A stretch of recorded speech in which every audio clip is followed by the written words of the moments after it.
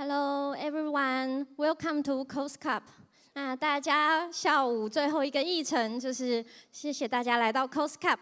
那我们即将为大家带来的议程是 The Next Revolution in Open Source Operating System and System Software。我们讲者是来自 FreeBSD 社群的 George Nevenil。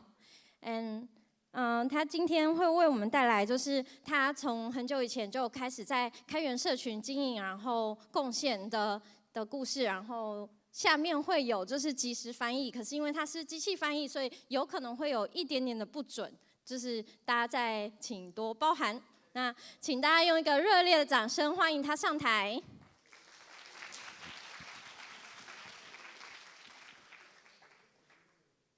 谢谢。我不知道。I know, it's no fun that way. 你好, and you'll all be very happy that I will give the talk in English. And hopefully that says what I'm saying, but we'll find out in a moment. Let me start the thing rolling on this. So I wanted to talk about the next revolutions in open source. Open source is fairly old now, as you can tell. For some of us, we've been doing it long enough that it's turned us gray. And I want to talk about the future of various parts of software that are really sort of interesting and amenable to working in open source. You can see that I have many aliases. I'm always GNN. So, no open source conference in the last couple weeks should start without this slide. So I think we're all feeling pretty good about open source since we didn't destroy everyone's travel, hospitals, and those various other things. And for those who haven't seen the wonderful CrowdStrike images throughout airports all over the world, you know, those of us who work on open source are like, yes! As long as you weren't at an airport, then you were going, no! But we shouldn't be so smug.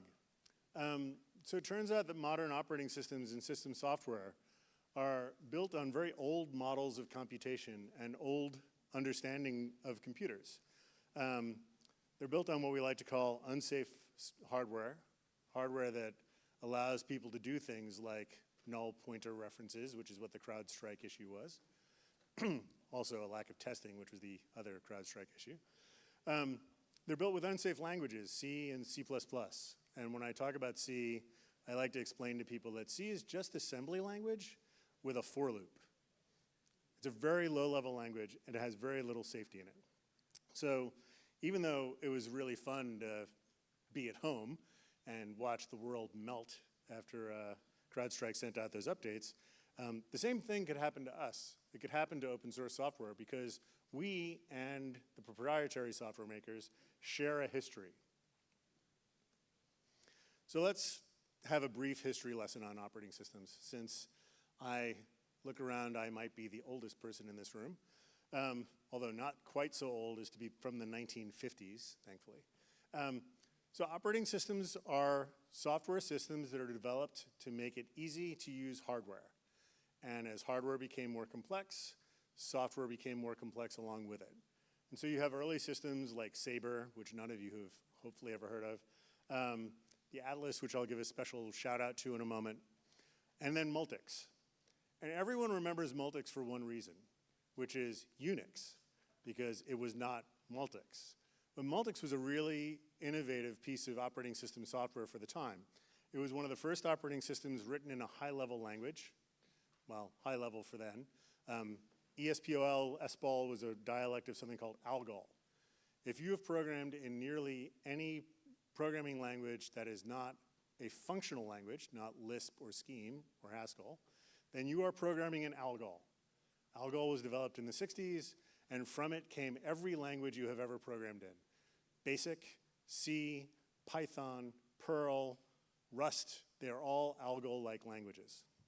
And so Multics was quite cool because it was developed in a high-level language instead of what most things were developed in the 1960s, which is assembly. So OS360 from IBM, originally all written in assembly language.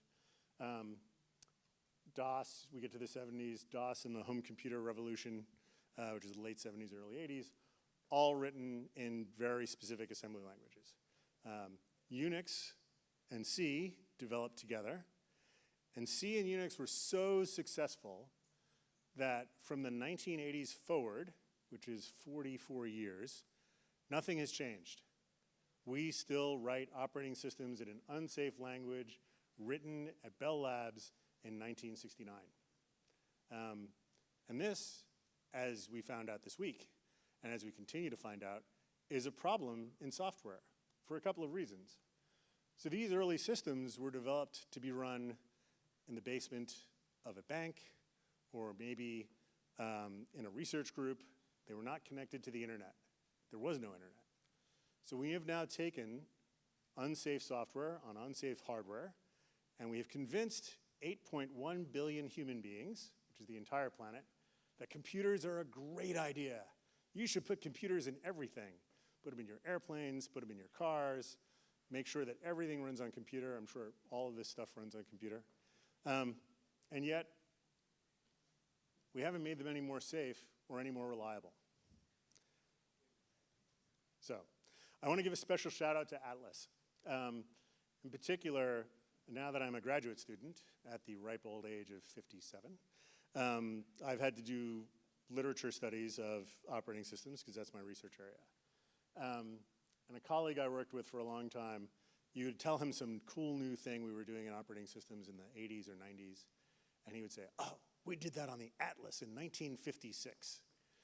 And that's just one of those things that you're used to old people like me saying. It's like, oh, I remember. It turns out they did. And if you look up this paper, which I really enjoy, the Atlas Supervisor, it's really short, and everything you've ever seen in Unix, almost everything you've ever seen in Unix, or Multics before it, system calls, protection levels, they're all in the Atlas. It's done in the late 50s. Really quite interesting. It's a great paper. So, let's talk about computers. Because software isn't really useful without them.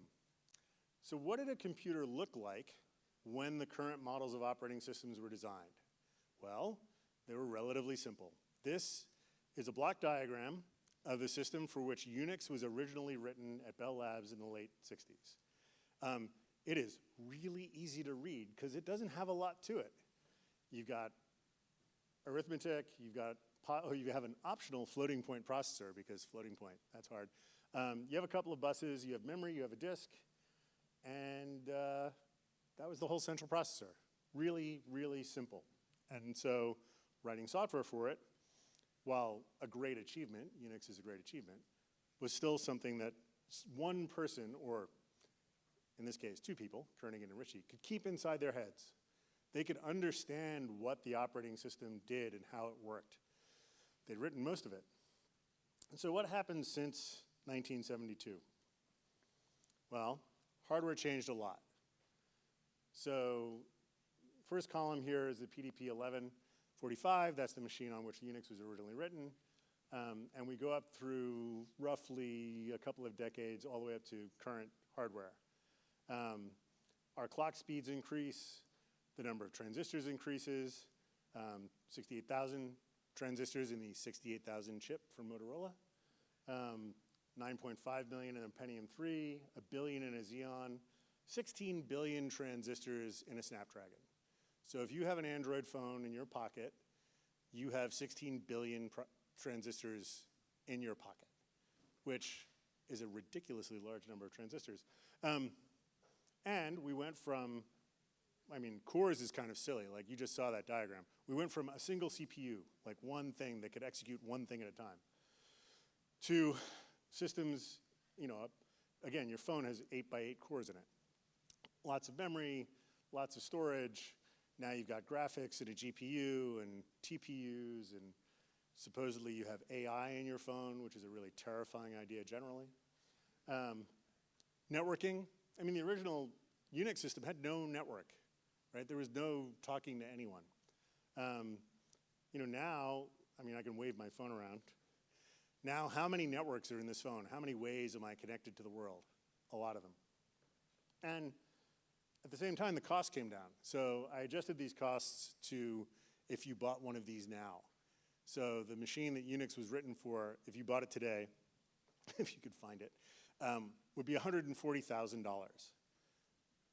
Your phone costs about $1,200 US if it's a high-end phone, right? So the cost per core, the cost per computing, we know about this has just gone down. But also complexity has gone up. So for us in technology, cost going down is great. When I was a kid, to get my first home computer, I had to work in a bakery for 6 months to save enough money for my first home computer. Now, even if I weren't a working computer scientist, I could have a way more powerful machine for $30 for the price of a few very expensive Starbucks cups of coffee. I could own a computer. So let's talk about complexity. This is what a phone looks like. You remember the earlier diagram of the ALU and the memory and all of that. Right here, that is some generation of Snapdragon that I stole the image off the internet for. But they all look alike. You can't even read, maybe you can read that if you have really good glasses. You can't even read or enumerate the number of cores that are in this and the number of different functions they do. And so for those of us who write system software and build operating systems, and the system software and the operating system are supposed to be able to manage the hardware on behalf of the programs, well, how do we manage this? Well, currently, what's happening is we're not. For the most part, the bits of open source that we all work on, the Androids and the BSDs and all this other stuff, iOS, which uses BSD, are often relegated, pushed off to a very small number of cores. And if you want to talk just about that, you should go look for a talk by Timothy Roscoe, who's a researcher in Switzerland, and has a really great talk on how Linux and the Unix systems are actually not running all of these cores. These cores are all running little bits of proprietary something, and they're not very well coordinated. So, complexity. So, what happened? Well, we know, so as technologists, we always like to talk about Moore's Law. Like, oh, you get twice as many transistors in 18 months. And isn't that awesome? You've got so many more transistors, you could do so many more things. But we can think about it this way as well. So when we looked at that history, cost dominated, right? So imagine that a car cost, and this is, I apologize, this is a very American or US view, because everyone has to have a car, except me, I live in New York. But imagine you had a car, but the car cost $1 million. Well, you'd really want to share that car with someone else. But eventually, the car gets cheaper, and now you have, well, maybe we should think about scooters instead since we're in Taiwan. I mean, I understand that most Taiwanese have 2 scooters. So, we go from very expensive to much less expensive, and we go from a small number of people using one machine to one person using many machines. I mean, if you tried to count the number of cores that you're walking around with every day, you would be hard-pressed to do it. Just from your cell phone, your watch, any automated thing you ride in, I mean, a car. Cars are now networked computers, which for those of us who work on computers and networking makes me want to ride a bicycle. So the economics change. But the design of the software didn't. And that's part of what we're going to talk about. So what's really changed, right? So we always talk about Moore's Law. You have too many, well, I like to say you have too many transistors. You have way more features than you possibly could ever imagine to use. But, capitalism. The one thing that's messed us all up since about 2006 is the end of what we call Dennard scaling. So everyone likes to talk about the number of transistors, but not the fact that the frequency of your computer does not increase. For those of us in the audience who are in our whatever I am,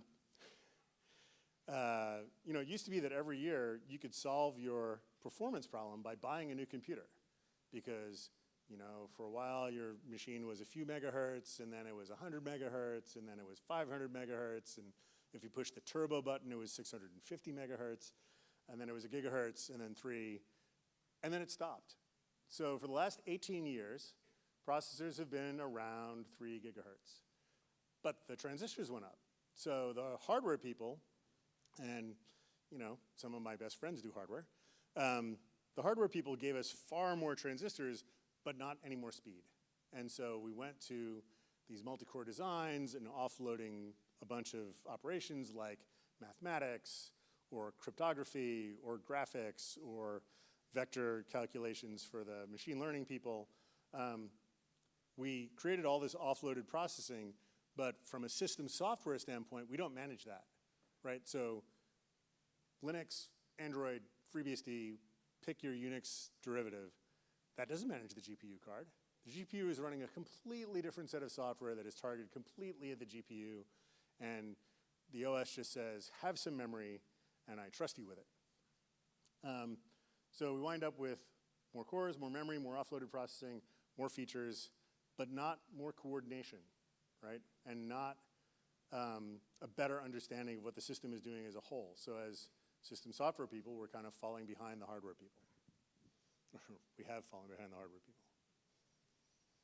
So what should we be doing? And this is where we get to what are the next revolutions, right? So, you know, for 50 years, we've been taking a well-known model, Unix, and we've re-implemented it, right? So the BSDs were derivatives of Unix. There were, as a complete quote-unquote rewrite. Linux, same thing. Android is Linux. But the concepts, everything is a byte stream, right? Everything in a Unix system is a stream of bytes. There is no inherent structure. The programmer has to add structure. It's a really clever idea. It's one we've lived with for 50 years. The fact that everything is a file, open, close, read, write, and then the magic, I/O control, because everybody needs an escape hatch. You know, we have these models, but what other models are there, and what could we be doing now with this modern hardware that would be interesting, and that would be useful, and that would be safe? Those are the things that are really important. So how do we take advantage of this embarrassment of riches, all these transistors that are laying around? Well, we want to exploit the hardware. We should be thinking about new programming models. We should be thinking beyond a byte stream and open, close, read, write. We should retry some old ones. There were, if you look at even the Wikipedia page of the history of operating systems, until the early 2000s, there's a much larger diversity of operating systems, both for research and development. And then you get to this point, it's really funny. I decided not to connect my laptop to the internet because I'm paranoid. But if you look at the page, from 2000 on, there's just columns. One is the BSDs, one is the Linuxes, one is the Androids, and one is Windows. So it's 4 columns, and then there's research stuff on the side. So it's 4 columns of the same thing over and over again for 24 years. Just different releases. But the model doesn't change. So other things we could do. So C was written to address small memory slow computers, right? The reason, I mean, I can't remember if it's Kernighan, I think it's Kernighan, when asked what he would have changed in Unix if he could do it all over again, he said he would have put an E on the end of create.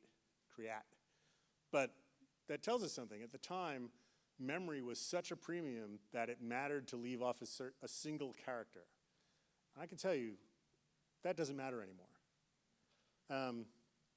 So, new languages, new tooling, we need new operating systems, right? The models that we have now do not address the hardware as it exists today.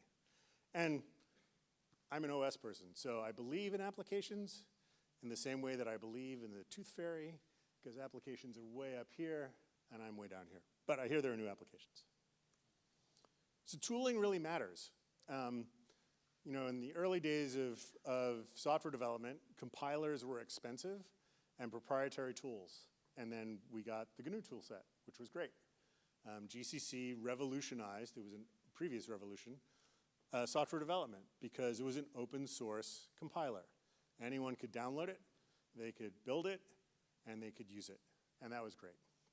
And GCC reigned supreme for a long time, but it had certain failings, not the least of which is that it was nearly impossible to extend.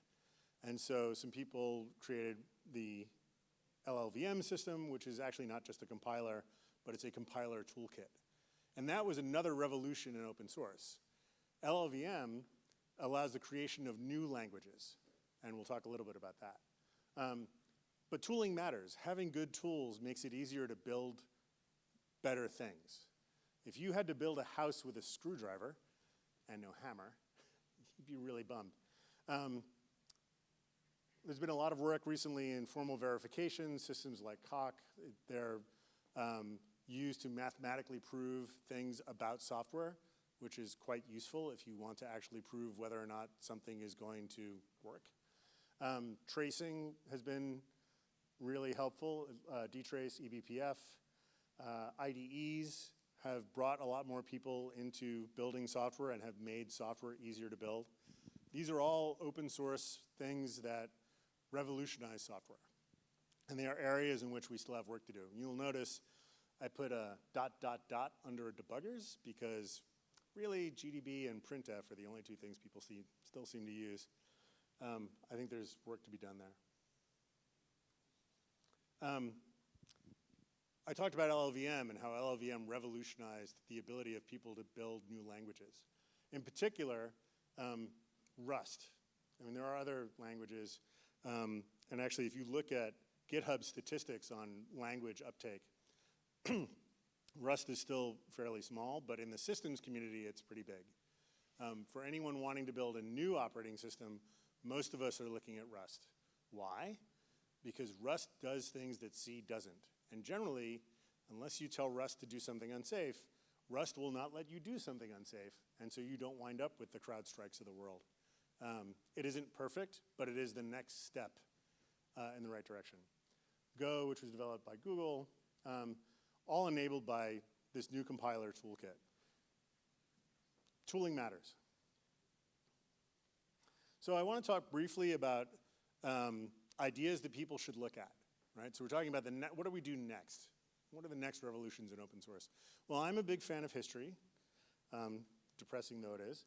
And so I want to talk about some old models that might have new life. One that certainly does. Capabilities, and then related microkernels and message passing. But let's talk about capabilities first. What are capabilities?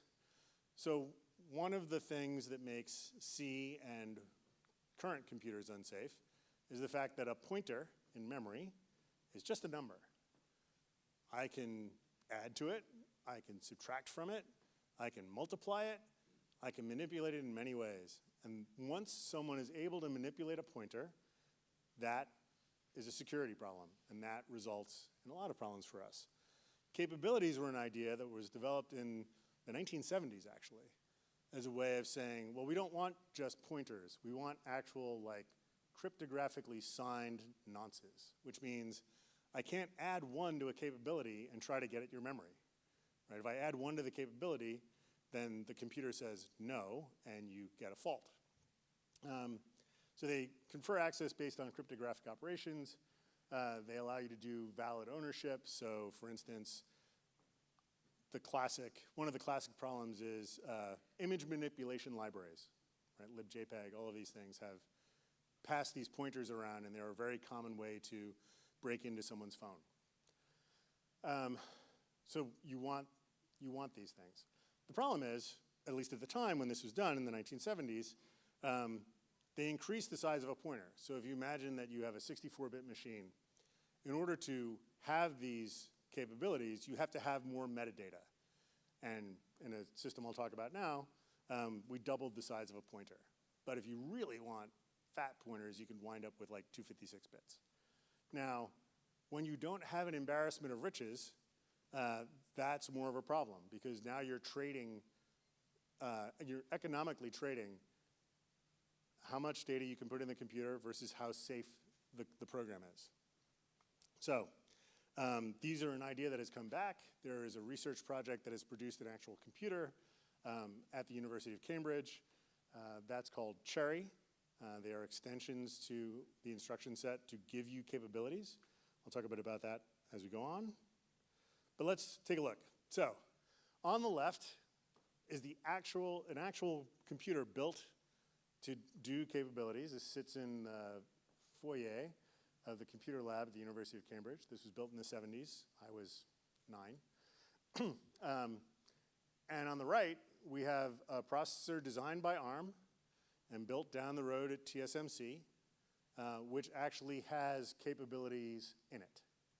And this is called a Morello processor. So let's talk a bit about that.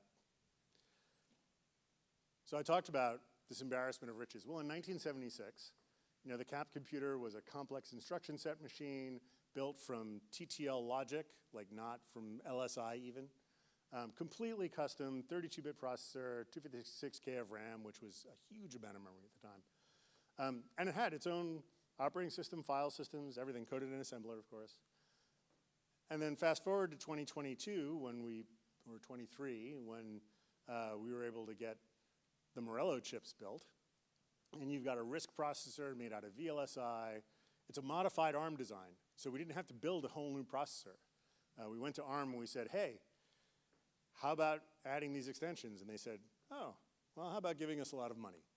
And we said, well, how about the government gives you a lot of money? And they're like, okay. And away we went. So 64-bit ARM v8-based processor.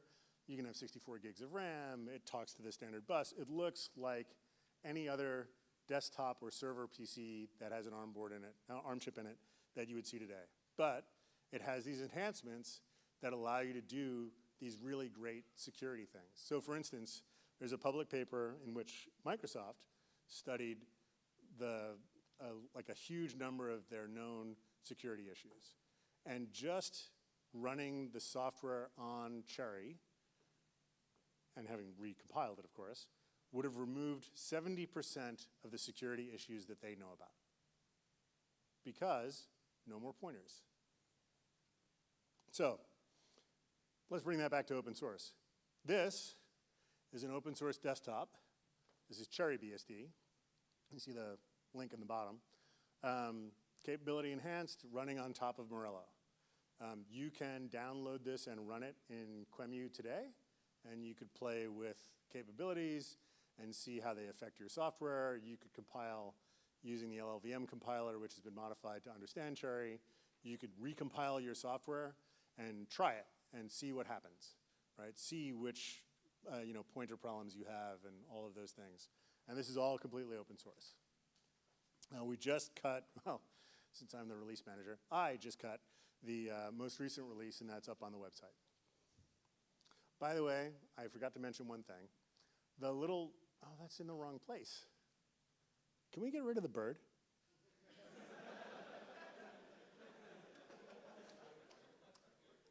I mean, I could fix this. Hang on. Is there anyone where it's on the left? No, I changed the master. Can someone try and scan that? I see Philip's trying to.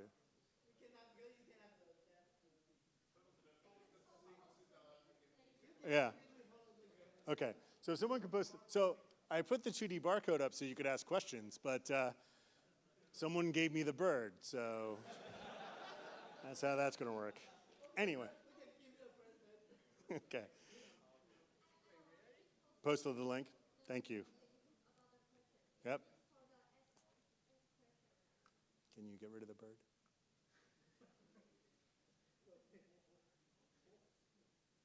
It's the magic of technology.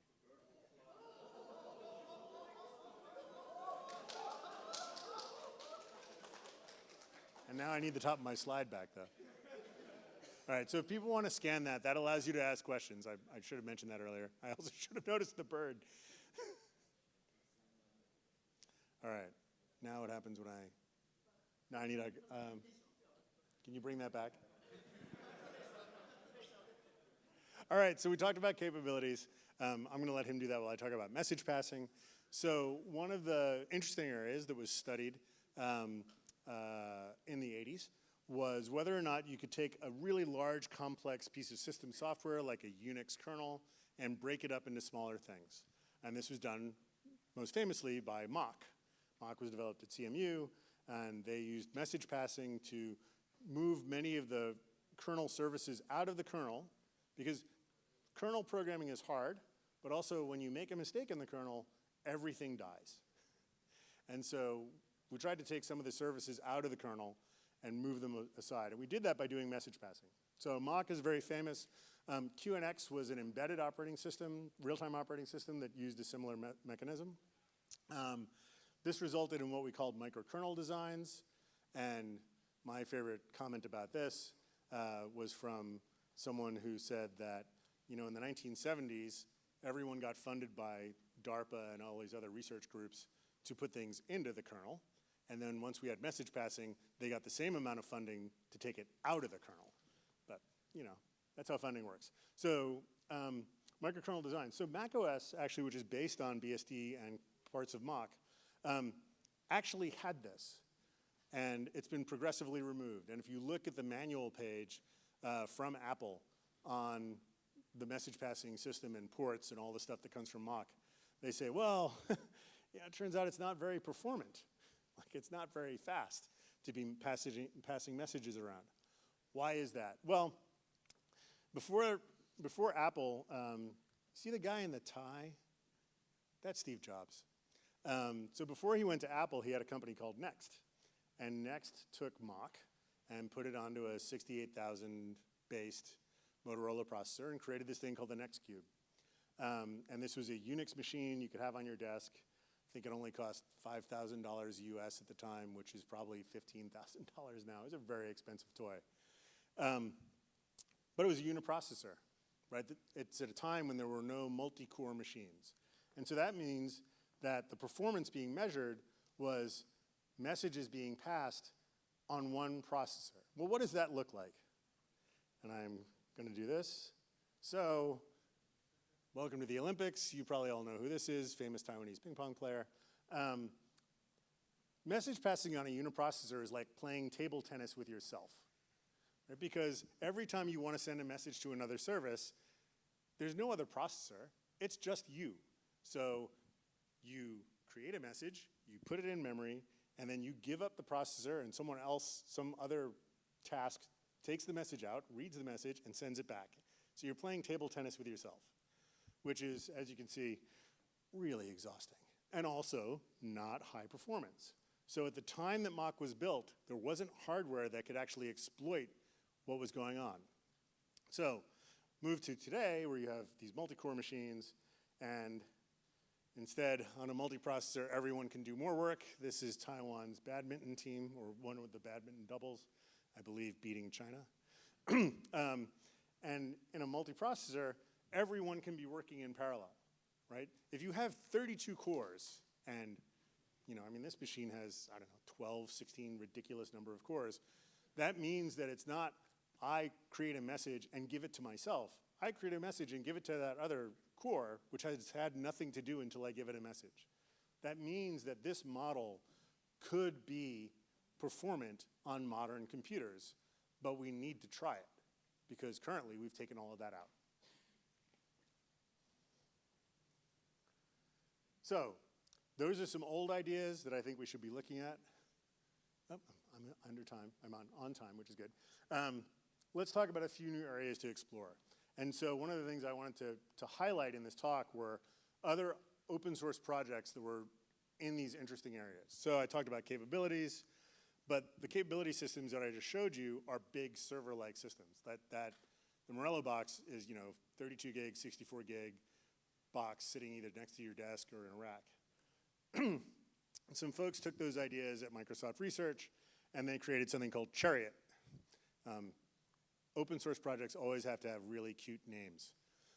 And also, and you always need like a penguin or a demon, but I don't do branding.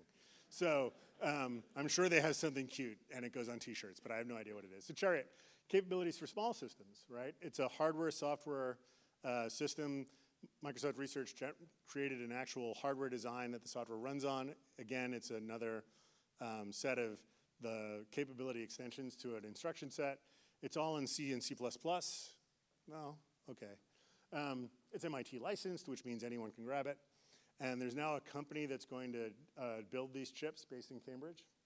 But if you want to find out anything about it, you can look up chariot.org.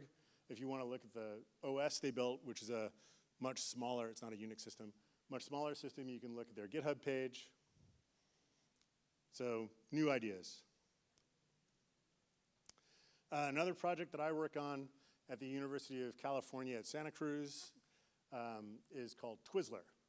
And so back to the embarrassment of riches with transistors. What are we going to do with all these transistors? Well, one of the things people did with transistors was they made these things called NVDIMMs, non-volatile DIMMs. So imagine you had a computer that when you turned it off, didn't erase RAM. Almost everything we have to do in the operating system is there to make sure that if you ever turn off the computer, the state in RAM is stored somewhere else, usually in this thing called the file system, which I don't know how that works, but it's pretty cool.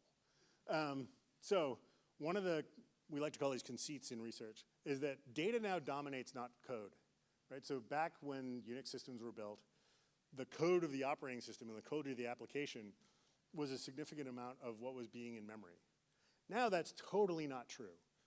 What fills your memory is pictures of cats. That was a joke. Anyway, what fills your memory is all of the data that you're operating on. It's all of the machine learning data. It's all, the gigabytes of RAM are not for the operating system and not for the application. They're for the data. So if data dominates and not code, why not build an operating system around data? And Twizzler is an operating system, greenfield, built in Rust, 100%, currently being actively developed, BSD2 closed license, Twizzler.io is the link. And its entire reason for existence is to make it so that it is easy to operate on data as if there is no file system. You just operate on the data and things, quote, just work, unquote. Now it is software, so there are bugs, but it's a different idea. It's a different way of thinking about processing data. This is something I've personally worked on. So kernel data as a database. So we now have one of the cool things people did, one of the earlier, more recent revolutions, was all the tracing stuff. So dtrace and eBPF. You can now look at the state of the system transition as it runs with relatively low overhead. That's great. But one of the things that people don't quite realize is the kernel is full of data, right? If you want to know the state of the system, you have to ask the operating system, like, well, tell me about all your processes. Tell me about your sockets. Tell me about this. Tell me about that. But that data is just sitting there in the kernel. And we've written, over 50 years, a bunch of ad hoc programs to extract that data as strings, which are a really terrible way to operate on data. So the nice thing is that kernel data is relatively simple, because when we started writing kernels, you couldn't put a complex data type in there because it would slow the system down. So kernel data, what's inside of FreeBSD, Linux, whatever, is just a list of structures. They're just lists. Sometimes they're even doubly linked lists if we want to waste memory. So they're lists of structures. There's some trees, but not many. And so we realized that what we could do is we could take two open source projects. We could take SQLite, which is an SQL embeddable database. It can be inside of an application. And we put it in the operating system. We put it inside the kernel. And then we started exposing all of the kernel's data tables as SQL.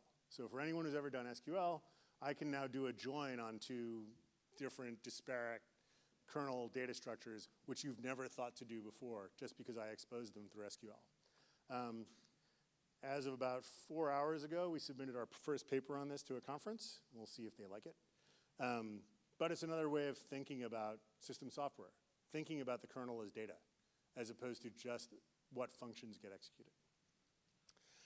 And then last, something I'm working on for my late in life PhD, is something I like to call zero. And I got cautioned by my advisor that it's very important to pick the name of your projects correctly. I don't think he likes zero, but too bad. Because in computer science, we count from zero. And so we're starting from zero again. And the ideas here, which will be studied over the next however long it takes me to finish my PhD, are some ideas that have been studied before, but not in depth. So most operating systems are shared everything. Once you put something in the kernel, it is there forever, and everyone can touch it. There's only one boundary. That was the thing that changed between Multics and Unix. Multics had many, many protection rings. like 16 or 8, I forget now, I have to look at the manual. One of the simplifications of Unix, because they thought that Multics was too complicated, was, look, you can be in user space or you can be in kernel space, and that's it. And now we have virtual machines, so there's sort of a sub-basement that nobody talks about. In Zero, we don't do that. In Zero, you must declare who you are talking to. You want someone else's memory, you have to create a connection to it. And it has to be validated. It's being done as a microkernel design. I like to call it a femtokernel because there's just going to be very little kernel space. It will allow you to choose your bindings. So one of the biggest problems in extending an operating system is that, let's say you create a new device driver. So, Bob's company comes up with a new network chip, and then Bob makes me write a network device driver again, which I hate. Once you load that driver in memory, it can touch every other driver. In fact, operating systems, so for all of you who've ever taken an OS class, there are all these great things you're taught in OS classes. You talked about the scheduler and the memory manager and all this cool stuff, and it turns out that's 30% of the operating system. In FreeBSD, 60% of the operating system is device drivers. I'm told in Microsoft it's 90%. So all the cool stuff you've ever learned about operating systems is way over here. And everything else is these horrible device drivers that just go poking around in memory. So one of the problems we have is once you load something in memory, you're stuck with it. In Zero, we're going to allow you to choose your bindings. You could actually have a mock-like service just by turning a switch. Anyway, this is going to be built in Rust because I've decided to learn one more systems programming language before I die, and that's it. After Rust, I can go. Please don't make me do another one. All right, so let's talk briefly about brownfield versus greenfield. So this is one of the big challenges, and this is the reason that Linux and Unix and BSD and all that stuff have dominated for so long. It's not that other people didn't have interesting ideas. They had interesting ideas. There was Amoeba, there was Sprite. SEL4 actually got traction, which is great. There was the V kernel by Charton. There's like a long list of fascinating research operating systems. And I can tell you, when you work on a greenfield system, especially if you work in a company, and you're like, well, we had these great ideas, and look how the hardware works, and it's so much better. And then someone from marketing says, what about POSIX? And then you're like, oh, I guess we'll build a POSIX layer. And then it's all over. So that's greenfield. The most successful projects have been what we call brownfield. So a brownfield takes a currently existing system and extends it. Mock was a brownfield operating system, right? So they used 4.3 BSD at the time to provide a lot of the services they didn't want to build. Linux is the ultimate brownfield, right? They went and re-implemented the ideas from Unix. The BSDs are derived from earlier Unixes. And then Windows, whatever, right? Like as far as I can tell, Windows is just DOS with more and more layers on top of it with terrible user interfaces. Just my personal opinion. But those are brownfield systems. And so how do we, I'm almost done, I promise. So for those of you who didn't study Greek mythology, which in a room full of computer programmers is probably all of you, one of my advisors is an English major. Now he's a computer scientist, but his undergrad was English, so he knows this stuff. The Ship of Theseus. The Ship of Theseus is a philosophical question based on ancient Greek mythology. Supposedly, after beating the Minotaur, whoever beat the Minotaur, they took the ship of the king, Theseus, as a war trophy back to Athens, and they kept it and maintained it for however long it was. Well, of course, Ship of Theseus is made of wood. So if you keep it as a war trophy, you have to keep replacing bits of the wood. And the philosophical question is, if you keep replacing bits of the ship, when is it not the Ship of Theseus? And so in our approach, like the OSDB approach or these various things that I'm talking about, brownfield, we can go in and replace bits of Linux, BSD, pick an operating system, it doesn't matter, with new features and leave the shell. And that is the Ship of Theseus approach. And that approach is the one that is most successful long term. I love greenfield. I would like to be left alone for 5 years with $1 million to just write OS code and not have to give it to anyone. If anyone has $1 million, see me after the call, after the discussion. It's unlikely to happen. So Ship of Theseus is one of the ways of thinking about how do we keep replacing the bits. For those of you who don't like Greek mythology, The same philosophical problem exists in the transporter from Star Trek. If I take all of your molecules and I turn them into energy and then I turn them back into matter, are you still the same person or did I kill you? All right, so we've come to the end. Where to from here? Where will the next revolutions in open source come from? I argue that given the embarrassment of riches with hardware, that we need to see more software that addresses modern hardware. I don't really need to re-implement Unix ever again. I've done it before. You don't need to do it either. So we need to exploit the hardware, try new programming models. There are certainly a ton more ideas than the ones I talked about today. Retry the old ones. Go look at your history. Look at what researchers did before. And think about, oh, well, that was running on a VAX, which is an ancient computer from before any of your time. The VAX was too slow to do that, but maybe my new machine is fast enough. Think about new languages, especially, please, more safe languages. If I never see another segfault as long as I live, it'll be a happy day. New languages, new tools, new operating systems, and I hear new applications. Thank you.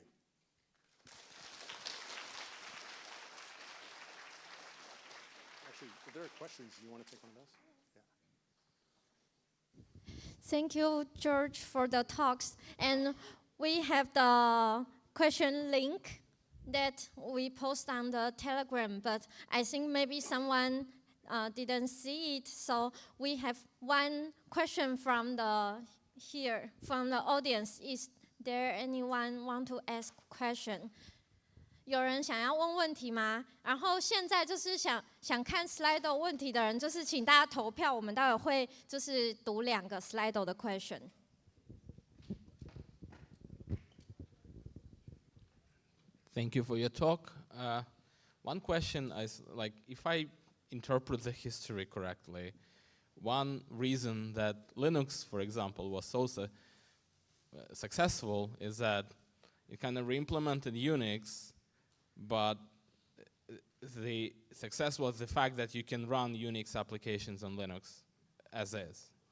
And like as the same as you said, like software is useless without hardware, a new operating system is useless without applications. So how do you propose to address the lack of applications of this new operating system design? Because we talked a lot about community in this conference. So like you also need a community of application developers to kind of make it useful.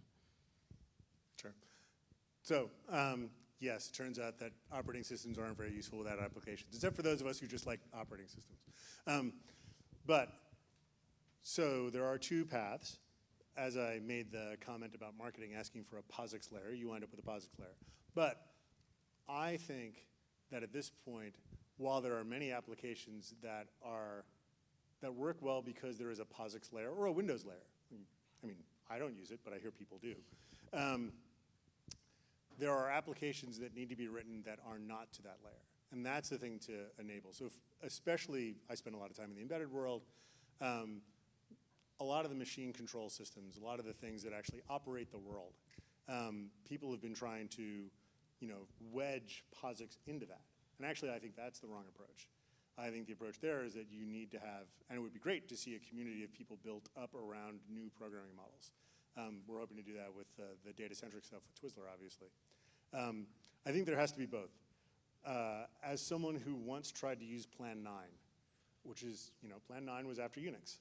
And then we tried to use Plan 9, and oh, well, LaTeX doesn't work, so I can't write the paper I need to write because it doesn't, there's some missing POSIX bit. There is always the second system problem of where do you get the applications from. I think we don't really have a problem with sort of server-based POSIX applications. I do think we have a problem with the way applications are currently written for things that are on battery power, right? So the amount of work that is required to make a phone not melt or run out of battery, in part is because people have to trick the operating system because the applications are POSIX. And so there need to be new models there. And the question is so continuation programming in different ways. In terms of community, that's the beauty of open source. The ideas that take off will actually have community around them, and there are alternative to POSIX programming models that do have communities. They're much smaller. But one of them will be successful. Okay. And we got some questions from Slido. The first one is, do you think the post-like abstraction of operating system needs to be replaced in order for us to use modern hardware's more efficiency? Yes. Well, I mean, that was kind of the talk. So, I mean, in order to use modern hardware, I mean, this is what we're finding is that if you don't do that, then the POSIX-like systems will be moved to maybe a control processor or an adjunct processor, and someone's proprietary firmware will run on the other little cores. Okay, and the next one, since we cannot see the code base easily, how can we study OS which is not open source, like Windows or Mac OS? Wow. So there's a software from the NSA called Ghidra.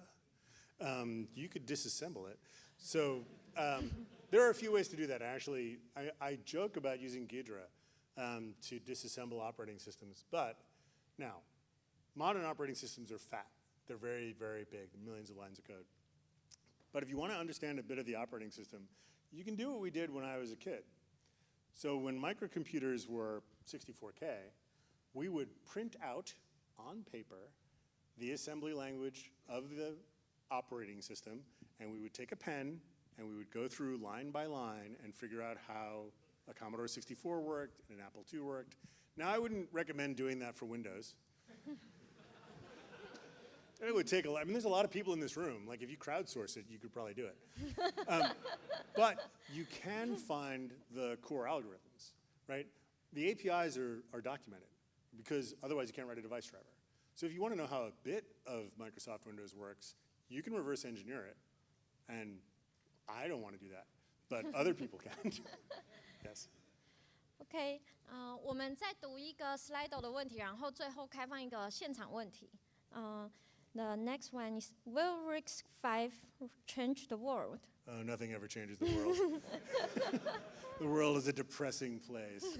I think RISC-V is an interesting system. We will see whether or not the economics matter.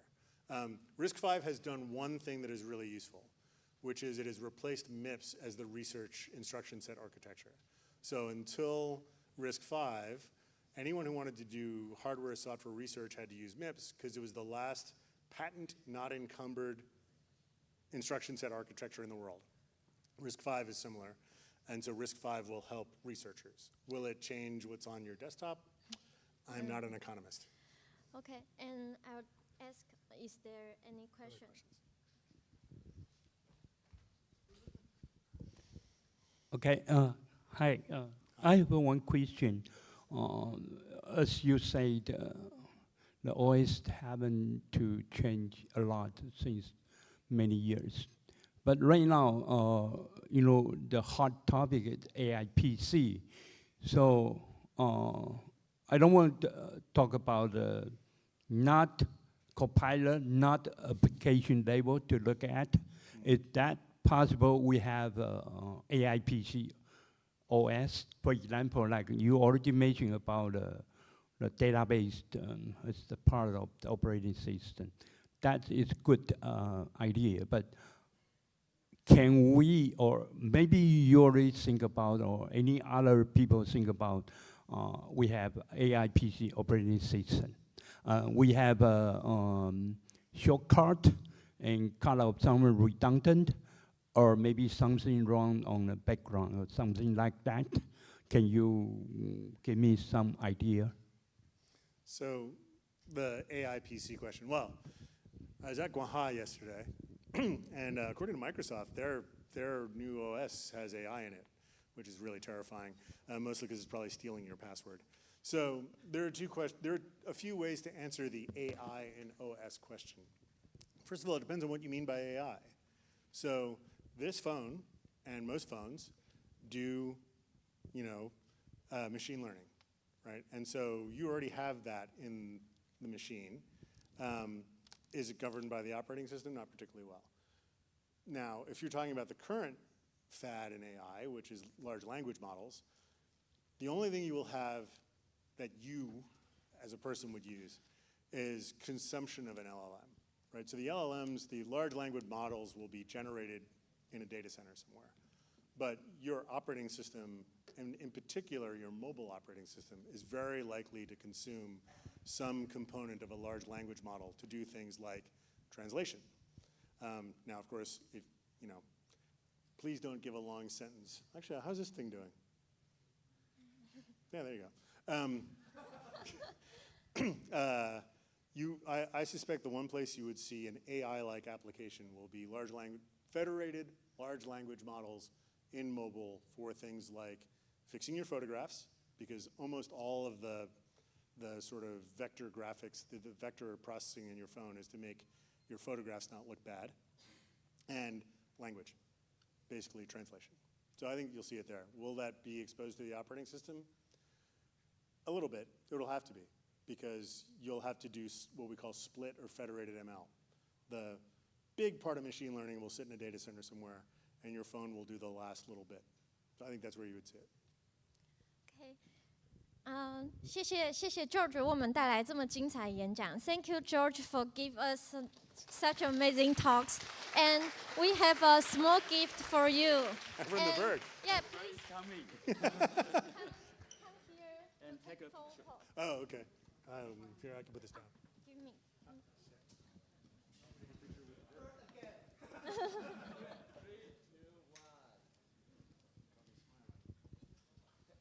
那再请大家给我们一个热烈的掌声，谢谢 George。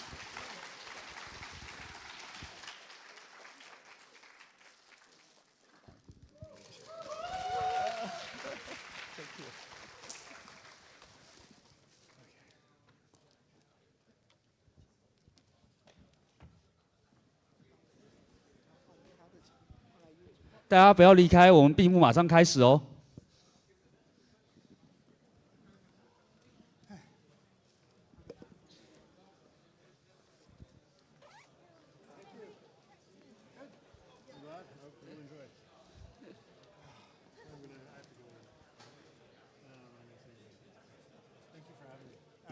Happy to do it. I'm gonna have to give a talk next year anyway. Okay. So let me know. 是这个吧？换到场景的 cos 吧？哦，坏了。你讲一些话，然后我帮你变。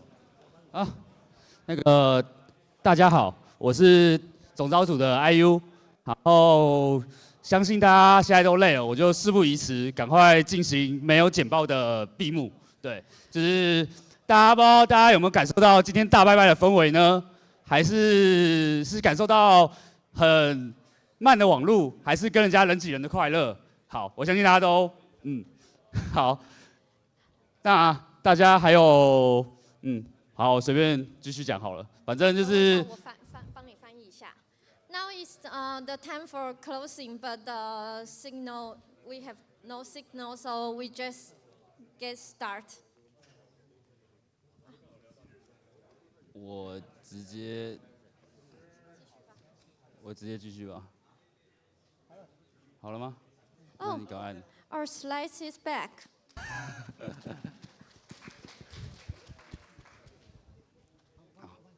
你帮我控吗？好，大家有感受到的氛围吼？好，那大家有交到很多新朋友吗？还是其实没有？那大家可以多跟别人交流这样子。然后大家喜欢今天的议程吗？尤其是刚刚那个议程很精彩，对吧？喜欢。好，还有大家有逛逛我们的摊位吗？就是还有玩我们的开源巅峰挑战赛，对，可以认识很多有趣的社群，包含那个帽子是 VLC 的帽子，是一个开源的播放软体。还有各式各样，在包含 Appear 啊相关的赞助商的摊位。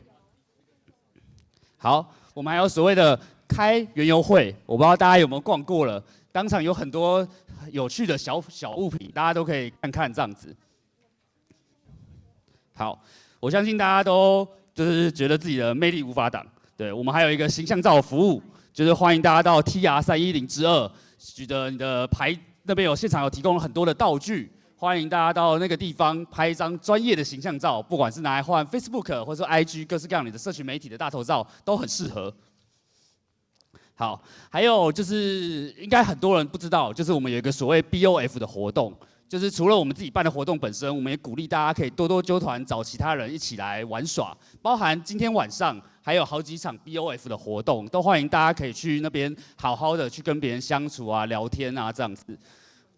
好，还有1年1度的重头戏赛，就是用每3分钟的时间表达一个你想讲的事情。报名时间到明天的中午12点，请麻烦大家到服务台报名。